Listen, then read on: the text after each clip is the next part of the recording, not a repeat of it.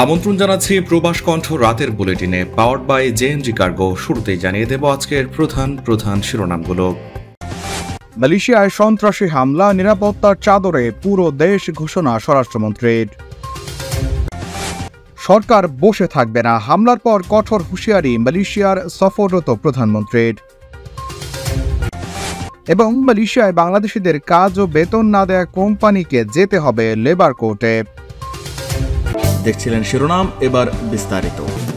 Malaysia থেকে দেশে মালামাল পাঠানোর পাশে আছে প্রবাসীদের বিশ্বস্ত জেএমজি কার্গো অ্যান্ড লজিস্টিক্স। প্রতি শুক্রবার শিপমেন্টে মালামাল যাচ্ছে বাংলাদেশের 64 জেলায়, প্রতি কেজি মাত্র 26 রিঙ্গিত করে।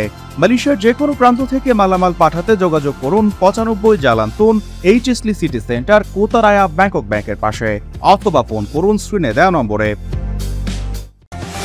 মালয়েশিয়ার জোহরের উলু তিরাম থানায় সন্ত্রাসী হামলার পর সমস্ত স্পর্শকাতর এলাকায় নিরাপত্তা সর্বোচ্চ স্তরে বাড়ানো হয়েছে বলে ঘোষণা দিয়েছে দেশটির স্বরাষ্ট্র মন্ত্রণালয়।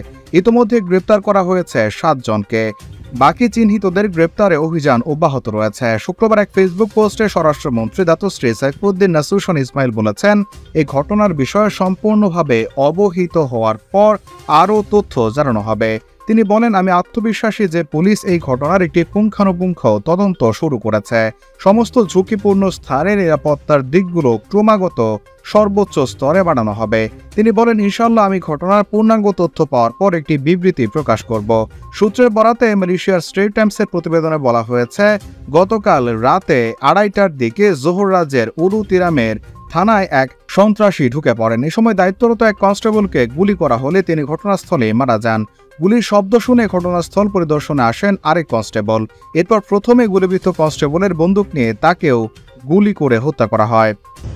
Dua anggota polis terbunuh manakala seorang lagi cedera dalam serangan dilakukan seorang lelaki yang menceroboh masuk Balai Polis Ulu Tiram, Johor Bahru awal pagi 17 Mei. Perkembangan itu disahkan oleh Ketua Polis Johor, Komisioner M. Kumar yang turut memaklumkan suspek turut ditembak mati di tempat kejadian. Beliau berkata 2 anggota polis dan suspek yang maut dihantar ke Hospital Sultan Ismail, manakala anggota yang mengalami kecederaan dirawat di hospital berkenaan. জোহরের police প্রধান M Kumar বলেন, সন্দেহভাজন ব্যক্তিকে ঘটনাস্থলে গুলি করে হত্যা করা হয়েছে। পুলিশের মহাপরিদর্শক রাজার উদ্দিন হোসেন বলেন, ওই ব্যক্তিকে জেমা ইসলামিয়াত বা জেআই চরমপন্থী গোষ্ঠীর সদস্য বলে ধারণা করা হচ্ছে। জেআই জঙ্গি গোষ্ঠীর সদস্য সন্দেহে 2 ছাত্র এবং 62 বছর বয়সী একজন সহ মোট 7 জনকে গ্রেপ্তার করা হয়েছে।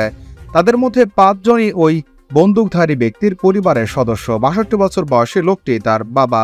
জেমা ইসলামিয়া মূলত ইন্দোনেশিয়া ভিত্তিক একটি জঙ্গি গোষ্ঠী, যারা দক্ষিণ পূর্ব এশিয়ায় ইসলামিক স্টেট প্রতিষ্ঠার জন্য কাজ করে যাচ্ছে। রাজার উদ্দিন আরও বলেন, আমি আমাদের স্পেশাল ব্রাঞ্চকে নির্দেশ দিয়েছি জোহরের সকল জেআই সদস্যকে গ্রেপ্তার করে তদন্ত করতে। জোহরের জেআইয়ের প্রায় 20 জন চিহ্নিত সদস্য রয়েছে। মালয়েশিয়া পুলিশ জানিয়েছে, হামলায় নিহত পুলিশরা 2 বছরের কম সময় ধরে চাকরি করছেন। তারা উলু তিরাম স্টেশনের অপরাধ প্রতিরোধ টহল ইউনিটে দায়িত্বরত ছিলেন।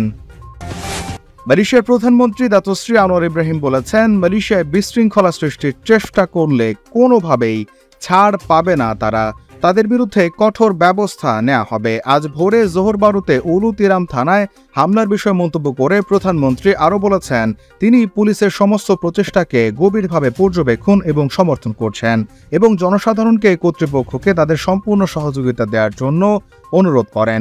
তিনি বলেন, আমরা শান্তির বিষয়ে কোনো আপোষ করব না, সরকার অবশ্যই দৃঢ় হবে। জনগণের জীবন আমাদের অগ্রাধিকার এবং শান্তি বজায় না থাকলে উন্নতির কোনো মানে হয় না। এই উন্মাদনা ও সহিংসতা বন্ধ করার জন্য জোরালো ব্যবস্থা নেওয়া হবে এবং আমি রয়্যাল মালয়েশিয়া পুলিশের গৃহীত পদক্ষেপগুলোকে সম্পূর্ণভাবে সমর্থন করি। আমি জনসাধারণকে সহযোগিতা করতে অনুরোধ করছি, সর্বদা সতর্ক থাকতে এবং এই দুষ্টু গোষ্ঠীকে কোনো সুযোগ না দেওয়ার জন্য মালয়েশিয়ানদের সহযোগিতা কামনা করেন তিনি। আজ কাজাখস্তানে 2 দিনের সরকারি সফর শেষে এক সংবাদ সম্মেলনে সকল কথা বলেন প্রধানমন্ত্রী। Kita dalam hal keamanan tidak boleh tolak ansur. Dalam keadaan bila negara sudah dihormati dunia dan pelaburan meningkat, ringgit dan kekuatan ekonomi kian baik, maka adalah sikap khianat dan benci yang ditanam di kalangan rakyat yang menyebabkan tindakan keganasan ini berlaku. মালয়েশিয়ায় জোহরের একটি company যেটি 733 জন বাংলাদেশি শ্রমিককে জোহরের পেঙ্গারাঙে অস্তিত্বহীন চাকরির জন্য নিয়োগ করেছে, শীঘ্রই তাদেরকে 10,35,557.50 রিঙ্গিত মজুরি পরিশোধ করতে ব্যর্থ হওয়ার জন্য শ্রম আদালতে অভিযুক্ত করা হবে।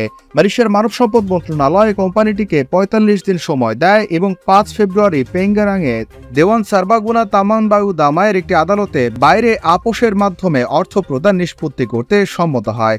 কিন্তু বাংলাদেশি হাইকমিশনের একজন কর্মকর্তার উপস্থিত থাকার পরও তা করতে ব্যর্থ হয়েছে সেই কোম্পানিটি।